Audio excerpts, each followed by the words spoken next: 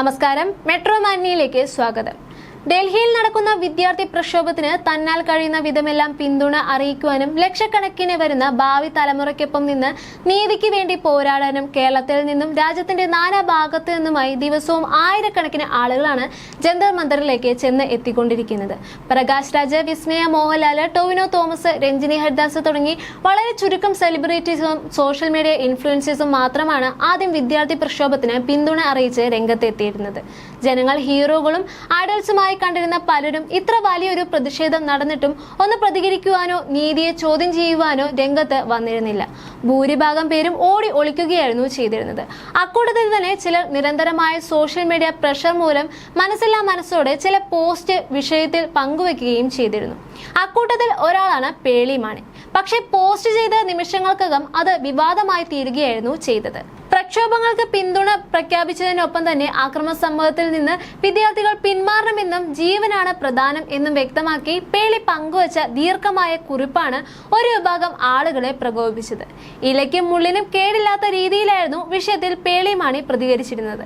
എന്നാൽ പേളിയുടെ ഈ നിയന്ത്രണ രീതിയിലുള്ള പോസ്റ്റിനെ വലിയ വിമർശനമാണ് നേരിടേണ്ടി വന്നത്. താരത്തെ വിമർശിച്ചവരിൽ ഒരാൾ സംവിധായകൻ സിബി മലയിലിന്റെ മകൻ ജോയ് സിബി മലയിലായിരുന്നു. പേളി വിഷയത്തിൽ സ്വീകരിച്ച നിലപാടിനെ കുറിച്ച് ജോയ് ഇട്ട പോസ്റ്റിൽ പ്രകോപിതയായി താരം പ്രതികരിക്കുകയും ചെയ്തിരുന്നു. സ്റ്റോറിയിലാണ് ജോയിയെയും അദ്ദേഹത്തിന്റെ പിതാവും മലയാള സിനിമയിലെ പേരുകേട്ട സംവിധായകരിൽ ഒരാളുമായ സിബി മലയിലിനെ പരിഹസിക്കുന്ന രീതിയിൽ പേളിയുടെ കുറിപ്പ് പ്രത്യക്ഷപ്പെട്ടത്. പരാജയപ്പെട്ട സംവിധായകൻ എന്ന് പേളി മാണി സിബി മലയിലിനെ വിശേഷിപ്പിച്ചു എന്നാണ് സോഷ്യൽ മീഡിയ പറയുന്നത്. ഹേയ് മമ്മ ബെയർ, ആ പരാജയപ്പെട്ട സിനിമാ സംവിധായകൻ എന്റെ അച്ഛനാണ്. ആരെക്കുറിച്ചാണ് സംസാരിക്കുന്നതെന്ന് ആദ്യം ഒന്ന് മനസ്സിലാക്കി സംസാരിക്കുക. 7 സ്ലൈഡുകൾ വായിക്കുവാൻ പോലും മടിയാണോ? 5.7 മില്യൺ ഫോളോവേഴ്സിനോട് നിങ്ങളുടെ പകുതി വേവിച്ച് നയതന്ത്ര പ്രസംഗം മുഴുവനും വായിക്കണമെന്ന് പ്രതീക്ഷിക്കുന്ന നിങ്ങൾക്ക് 7 സ്ലൈഡുകൾ വായിക്കുന്നത് ഇത്രയും വലിയ ബുദ്ധിമുട്ടാണോ? നിങ്ങൾക്ക് ഇത് വ്യക്തിപരമായ തലത്തിലേക്ക് കൊണ്ടുവരികയാണെങ്കിൽ പറയാം. എന്നാൽ ഇനി കളി തുടങ്ങട്ടെ. ആ പരാജയപ്പെട്ട സിനിമാ സംവിധായകൻ നട്ടലില്ലാത്ത ഒരു മകനെ വളർത്തിയിട്ടില്ല. എന്നാൽ നിങ്ങളുടെ അച്ഛൻ ഒരു ഭീരുവിനെയാണ് വളർത്തിയിരിക്കുന്നത്. PS അദ്ദേഹത്തിന്റെ പേര് സിബി മലയിൽ എന്നാണ്. ഇനി മുന്നോട്ട് വരൂ, നിങ്ങളുടെ കഴിവിന്റെ പരമാവധി ചെയ്യൂ എന്നാണ് പേളി കുറിച്ചത്. സിബി മലയിലിനെ പരിഹസിച്ചുള്ള പ്രതികരണം പേളിയുടെ ഭാഗത്തു നിന്ന് വന്നു എന്ന തരത്തിൽ പ്രചരിച്ചതോടെ സോഷ്യൽ മീഡിയ ഇളകുകയായിരുന്നു. താൻ ചെയ്തതിന്റെ പ്രത്യാഘാതം എത്ര വലുതാണെന്ന് തിരിച്ചറിഞ്ഞതുകൊണ്ടാകണം പിന്നാലെ പേളി സ്റ്റോറി ഡിലീറ്റ് ആക്കുകയും ചെയ്തിട്ടുണ്ട്. എന്നാൽ ജോയ് സിബി മലയിൽ പേളിയുടെ പ്രതികരണത്തിന്റെ സ്ക്രീൻഷോട്ട് സ്വന്തം അക്കൗണ്ടിൽ പങ്കുവെക്കുകയും ചെയ്തിരുന്നു. പേളി ഓരോ ദിവസം കഴിയും തോറും കൂടുതൽ എക്സ്പോസ്ഡ് ആയിക്കൊണ്ടിരിക്കുകയാണ് എന്നാണ് പ്രേക്ഷകർ ഈ പ്രതികരണത്തിൽ വന്നതോടെ കുറിച്ചിരിക്കുന്നത്. സിബി മലയിൽ ഒരു ഫേമസ് ഫിലിം ഡയറക്ടറാണ് എന്ന് പേളി മാണിക്ക് അറിയില്ലേ? പേളിക്ക് പിള്ളേരെയും കളിപ്പിച്ച് ഇന്റർവ്യൂവും എടുത്ത് ക്യൂട്ട്നെസ്സും കാണിച്ച് ഇരുന്നാൽ പോരായിരുന്നു. ഇതിപ്പം ഇടം വലം തിരിയാൻ പറ്റാത്ത തരത്തിൽ വിമർശനങ്ങളും പരിഹാസവും ലഭിക്കുന്ന തരത്തിലായി കാര്യങ്ങൾ. ഒറിജിനൽ നിലവാരം എക്സ്പോസ്ഡ് ആയി എന്നാണ് താരങ്ങൾ കുറിക്കുന്നത്. കാര്യം പേളിയുടെ ഷോ മൊത്തം ചീപ്പ് PR പരിപാടിയാണെങ്കിലും ഇമാതിരി ഒരാളാണ് പേളി എന്ന് കരുതിയിരുന്നില്ല. വെറുപ്പ് എന്നത് അറുപ്പായി മാറി. 3 ദേശീയ അവാർഡും 5 സംസ്ഥാന അവാർഡും നേടിയ സിബി മലയിലിനെ ഒരേ സമയം ക്രിട്ടിക്കലി അക്ലമേഡ് ചെയ്യുന്ന ആള് ബോക്സ് ഓഫീസ് തൂക്കിയതുമായ പടങ്ങൾ ചെയ്തിട്ടുള്ള സിബി മലയിലിനെ സദയവും തനി ആവർത്തനവുമായ ഭാരതവും കമലദളവും ആകാശദൂതും കിരീടവും ചെയ്ത സംവിധായകനെ his highness Abdullah August 1 summer in ബെത്ലഹേമും ദശരഥവും പ്രണയവർണ്ണങ്ങളും ചെയ്ത സംവിധായകനെ സിബി മലയിലിന്റെ ലെഗസിയുടെ രോമത്തിൽ തൊടുവാൻ ബിഗ് ബോസ് അവതാരത്തിന് അവരുടെ 10 തലമുറയുടെ കണക്കെടുത്താൽ കഴിയില്ല. ഇനി കിട്ടുന്നതെല്ലാം വാങ്ങിവെക്കൂ എന്ന തരത്തിലായിരുന്നു പേളിക്ക് ഇതിനെതിരെ വന്നിരുന്ന രൂക്ഷ വിമർശനങ്ങളെല്ലാം. ഇതുപോലെ തന്നെ പേളിയുടെ കാര്യത്തിൽ വാക്കും പ്രവൃത്തിയും രണ്ടാണ് എന്നാണ് പലരും കുറിച്ചിരിക്കുന്നത്. സർട്ടിഫൈഡ് ഫേക്കാണ് പേളി എന്നും ചില പ്രേക്ഷകർ വിശേഷിപ്പിക്കുന്നുണ്ട്. ഇതേസമയം സ്വന്തം നിലനിൽപ്പിന് നോക്കാതെ വിദ്യാർത്ഥികൾക്ക് വേണ്ടി തെരുവിൽ ഇറങ്ങിയ രഞ്ജിനി ഹരിദാസിനെ അഭിനന്ദിച്ച് നിരവധി പേരാണ് എത്തിയിട്ടുള്ളത്. ഒപ്പം പേളിയുടെ ബിഗ് ബോസിൽ വെച്ച് രഞ്ജിനി നടത്തിയ വാഗ്വാഗ്വാദങ്ങളും വീഡിയോകളും പ്രേക്ഷകർ ഇപ്പോൾ ആഘോഷമാക്കി മാറ്റുന്നുമുണ്ട്. ബിഗ് ബോസ് ഹൗസിൽ വെച്ച് പേളി ഫേക്കാണെന്ന് വിളിച്ചു പറഞ്ഞ് ആ മുഖംമൂടി വലിച്ചു കീറാൻ ശ്രമിച്ച ഒരേ ഒരാൾ രഞ്ജിനി ഹരിദാസ് ആയിരുന്നു. പേളിയോട് ഇന്ന് പറയുവാൻ ജനങ്ങൾ ആഗ്രഹിക്കുന്നത് രഞ്ജിനി ഹരിദാസ് അന്നേ പറഞ്ഞിട്ടുണ്ട് എന്നാണ് പേളിയെ എതിർക്കുന്നവർ കുറിച്ചിരിക്കുന്നത്. അന്നും ഇന്നും രഞ്ജിനി ഹരിദാസിനെ മാത്രമേ വിശ്വസിക്കുന്നുള്ളൂ, പിന്തുണയ്ക്കുന്നുള്ളൂ എന്നും കുറിക്കുന്നവരുമുണ്ട്. സാധാരണക്കാരായ ജനങ്ങളെ ഗ്യാസ് ലൈറ്റ് ചെയ്യുന്നതിനേക്കാൾ പേളിക്ക് മൗനമായി തന്നെ ഇരിക്കാമായിരുന്നു എന്നും കുറിക്കുന്നവരുണ്ട്.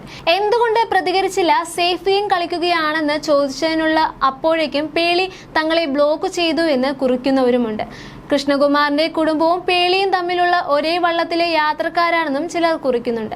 അതേസമയം ബിഗ് ബോസിന് ശേഷം പേളിയും രഞ്ജിനി ഹരിദാസും തമ്മിലുള്ള സൗഹൃദത്തിൽ വിള്ളൽ വീണിരുന്നു. പിന്നീട് എവിടെയും ഇരുവരെയും ഒരുമിച്ച് കണ്ടിട്ടുമില്ല. വിദ്യാർത്ഥി പ്രക്ഷോഭങ്ങൾ പങ്കെടുക്കാനായി രഞ്ജിനി ഹരിദാസിനൊപ്പം ജാൻമണി ദാസും ഡൽഹിയിൽ പോയിരുന്നു.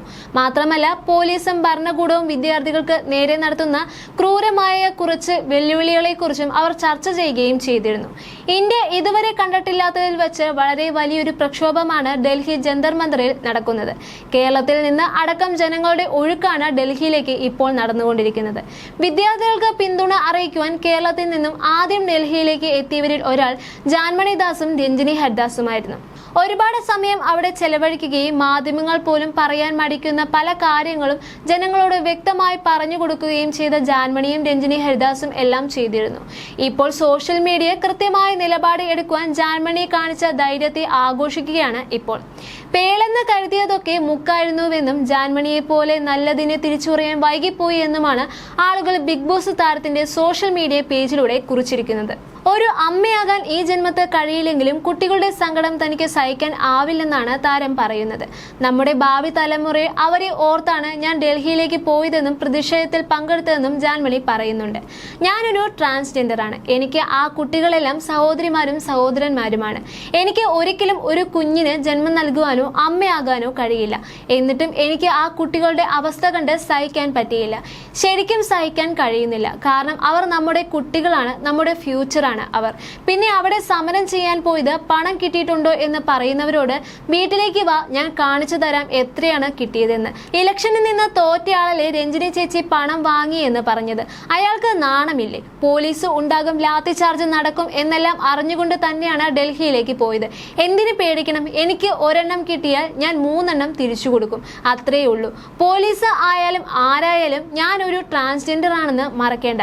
നോർത്ത് ഇന്ത്യക്കാരൊക്കെ പേടിയാണ് എന്നെ ആരും അവിടെ തൊടാറില്ല. എന്നോട് വളരെ മര്യാദയോടെയാണ് സംസാരിക്കുന്നതും ഇടപഴകുന്നതും.